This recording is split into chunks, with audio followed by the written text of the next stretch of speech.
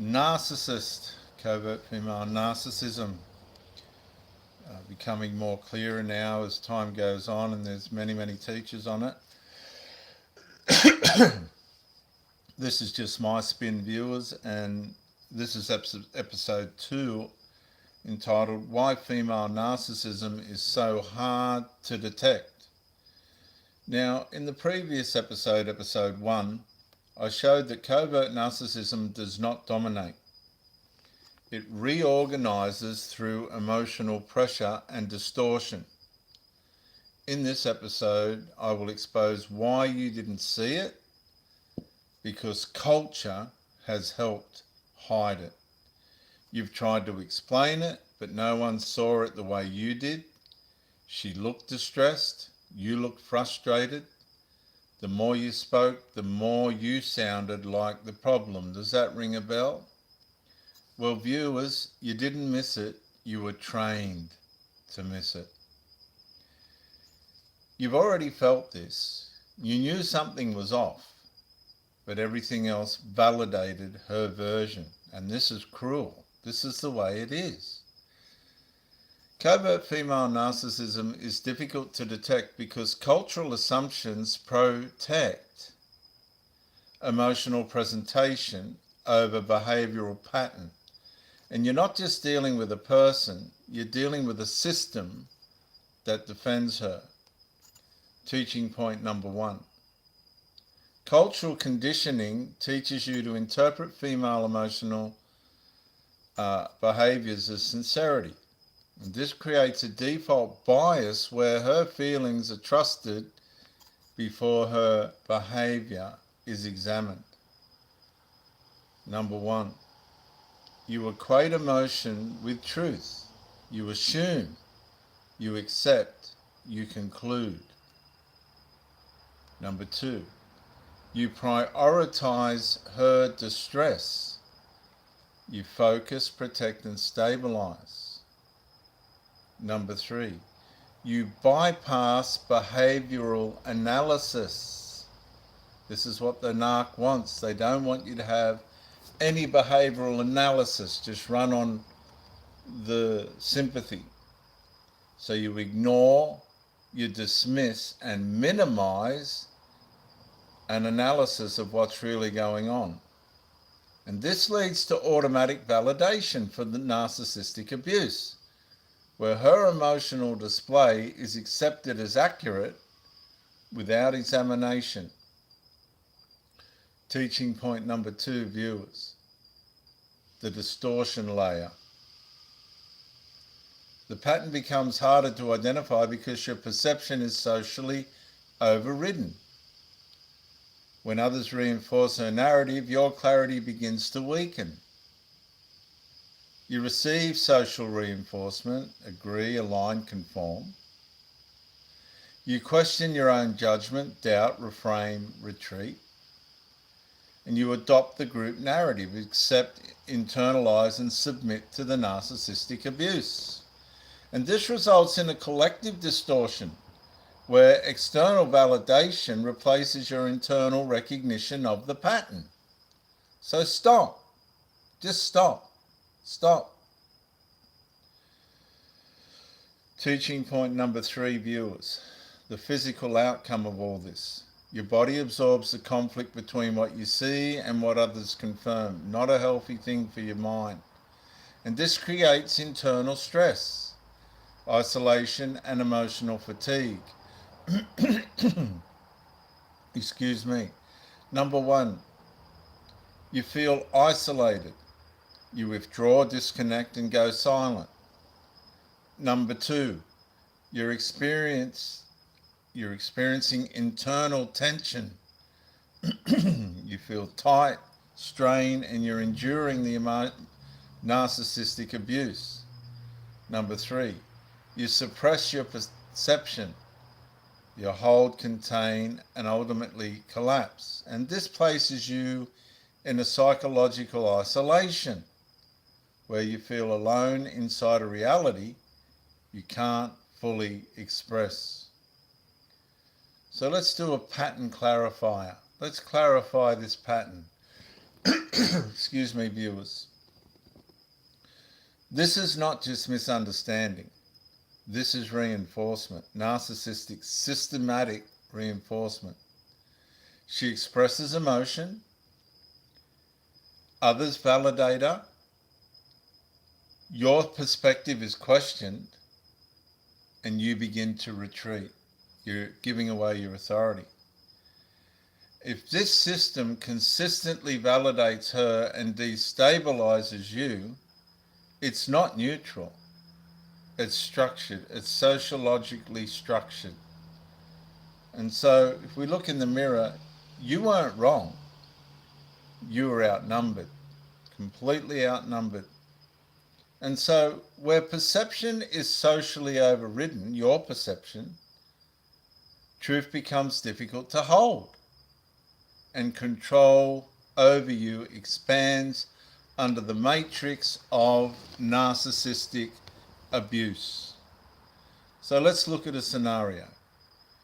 You explain a recurring issue. She becomes emotional, that's the narcissistic abuse, and shares her version with others. That's the smear campaign.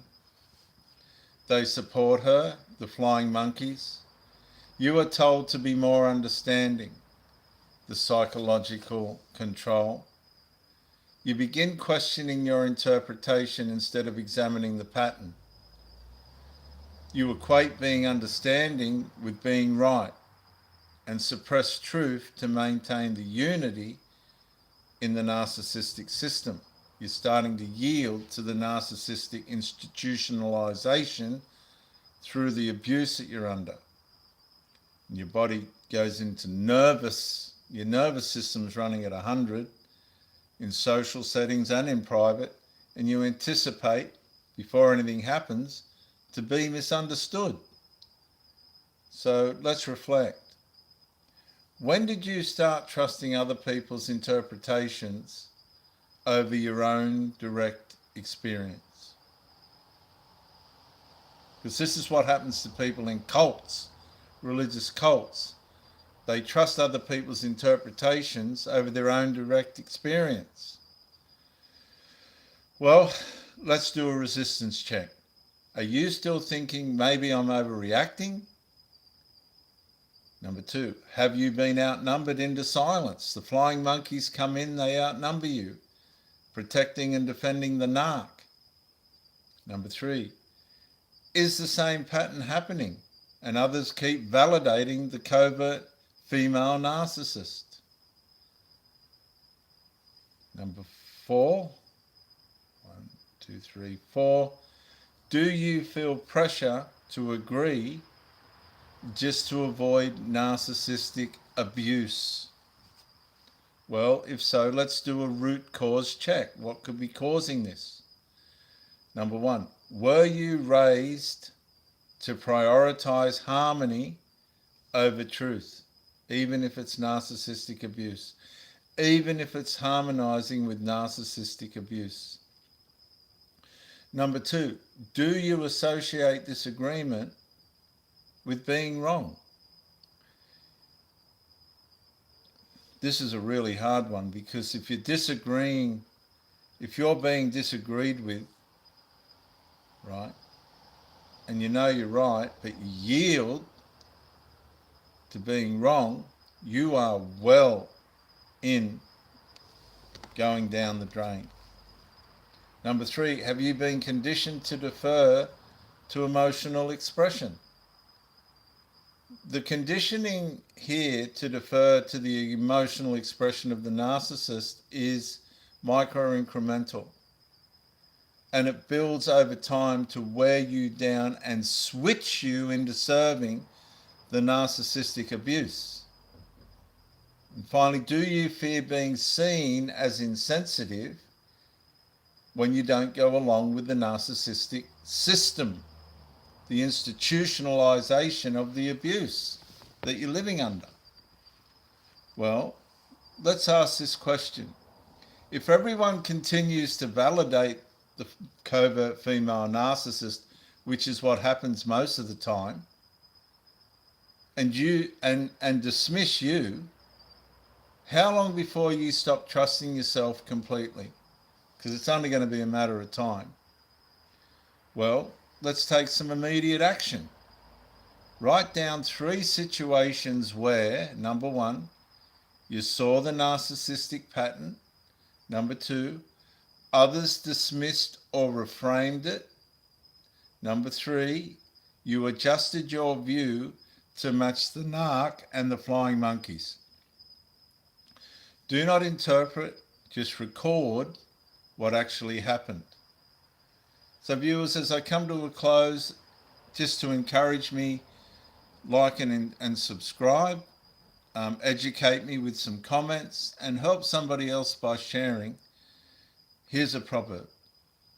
Better is the person who stands alone in truth than the person who joins the flying monkeys in confusion in the narcissistic system. In closing, I'm Dr. J.W. Ayub. If you continue to surrender your perception to social pressure, you will lose clarity, confidence, and self-trust. But if you hold to observe truth, right, you know something's wrong and you hold to it, even when unsupported, when the majority's with the narcissist, you begin to restore your internal stability and strength, and that's when the narc panics. Viewers, in episode 3, entitled Wounded or Manipulative, the difference most men miss, is this woman wounded or manipulative? I'm going to separate genuine emotional pain from weaponized vulnerability, so you stop confusing distress with innocence. I'm Dr. J.W. Ayub. Press like and subscribe just to encourage me. I'm not monetized or anything. Educate me with your comments and help somebody else by sharing. I'll see you in episode 3 of the Covert Female Narcissist, Wounded or Manipulative, the difference most men miss. Bye for now, viewers. Stay strong. Stay strong.